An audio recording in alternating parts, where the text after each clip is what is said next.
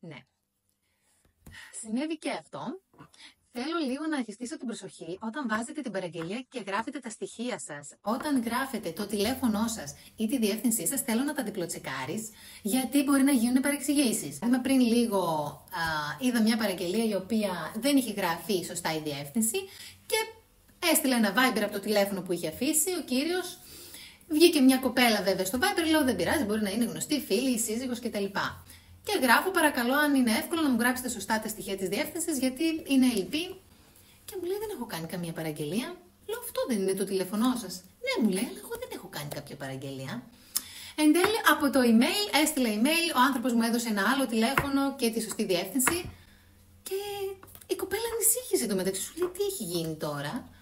Τέλος, καλό, όλα καλά. Λίγο όμως προσοχή όταν δίνετε τα στοιχεία σας και εσείς να μην ταλαιπωρηθείτε και εμείς να μην ψαχνόμαστε μεταξύ.